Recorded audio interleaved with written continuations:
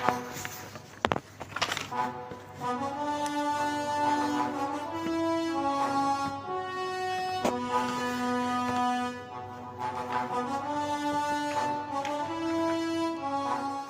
శ్రీ విఘ్నేశ్వరాయ నమః.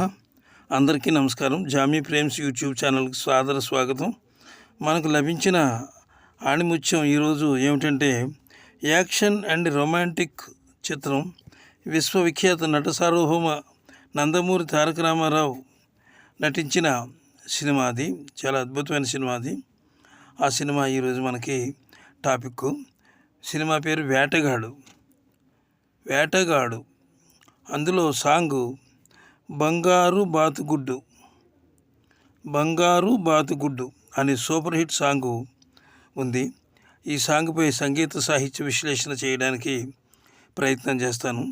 ఈ వీడియో పూర్తిగా చూడండి. ఆసక్తికర అంశాలన్నీ చివరిలోనే ఉన్నాయి.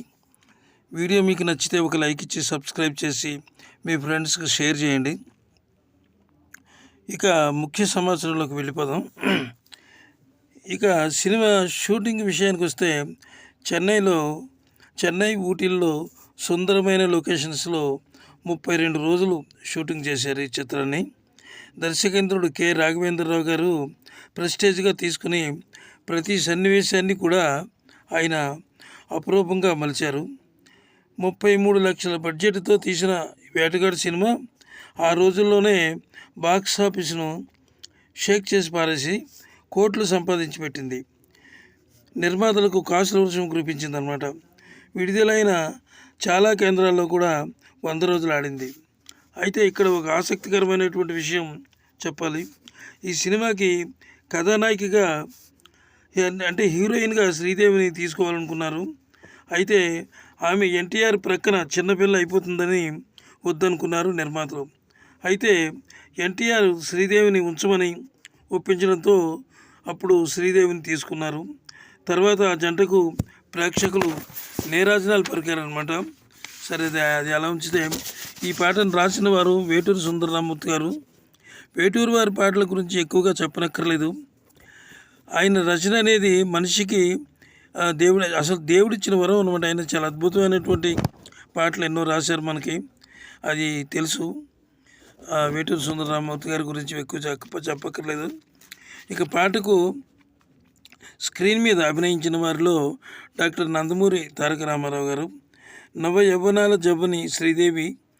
నటనలో ఎల్లలు దాటి ఈ పాటను పల్లకి ఎక్కించారు. వీరి కాంబినేషన్లో ఎక్కడ వయసు తారతమ్యం కనిపించకుండా అందాలను ఆరబోసింది శ్రీదేవి. ఈ సినిమాతో ఆమె కెరీరే మారిపోయిందనమాట. అంత అద్భుతంగా ఈ చిత్రంలో నటించింది. అందరూ వద్దన్నారు, అయినా సరే ఎన్టీఆర్ తీసుకోమన్నందుకు ఆమె ఛాలెంజ్గా ఈ పాత్రను తీసుకుందనమాట. ఇక ఈ పాట పాడిన వారు గానగంధర్వుడు ఎస్పి బాలసుబ్రహ్మణ్యం, గానకోకిల సుశీలమ్మ మృదు మధురంగా ఆలపించారు. ఫాస్ట్ బీట్లో కంపోజ్ చేసిన ఈ పాటకు ఇద్దరి రాగాల్లో హెచ్చుతగ్గులు, రాగాల వయ్యారాలు, కంఠంలో మార్దవం ఏమాత్రం సడలకుండా మనోహరంగా వీరిద్దరూ ఈ పాటని ఆలపించారు.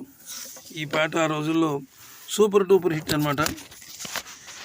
ఈ పాటకు సంగీతం, ముఖ్యంగా ఈ పాటకు సంగీతం అంటే ఆ రోజుల్లో సంగీత దర్శకులు చాలామంది మనకి ఉన్నారు.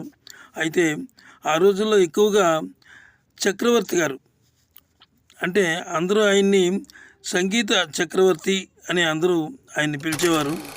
స్వర చక్రవర్తి అని కూడా ఆయన్ని పిలిచేవారు. చక్రవర్తి గారు ఈ పాటకి అద్భుతమైనటువంటి బాణీలు కొట్టి మంచి, అంటే ఆ కట్టిన బాణీలు కూడా చాలా అద్భుతమైనవి ఉన్నాయి. చరణం మధ్యలో వచ్చే బ్యాక్గ్రౌండ్ మ్యూజిక్ కూడా అన్ని విషయాల్లో కూడా ఆయన అప్రమత్తంగా ఉండి ఈ పాటను అంటే ఆయన పాటల స్వరజరిలో, అంటే ఆయన స్వరజరిలో తడిసి ముద్దైన సంగీత అభిమానులు ఎందరో ఉన్నారు. చక్రవర్తి సారథ్యంలో ఎన్నో మధురమైన పాటలు మనకు వచ్చాయి. ఈ వీడియో మీకు నచ్చినట్లయితే సబ్స్క్రైబ్ చేసి మాకు సపోర్ట్ ఇవ్వండి. మీ సపోర్ట్తో ఎన్నో ఇలాంటి వీడియోలు నేను చేసి ఇవ్వగలను. ఈ పాట ఎంత అద్భుతంగా ఉండబట్టే ఆయన మర్చిపోకుండా వీడియో చివరి వరకు చూసినందుకు చాలా కృతజ్ఞతలు. ఆయన ఎన్నుకున్న రాగం చాలా అద్భుతమైన రాగం దీనికి. అందుకే బంగారు బాతు గుడ్డు పెట్టింది. నమస్తే, సెలవు.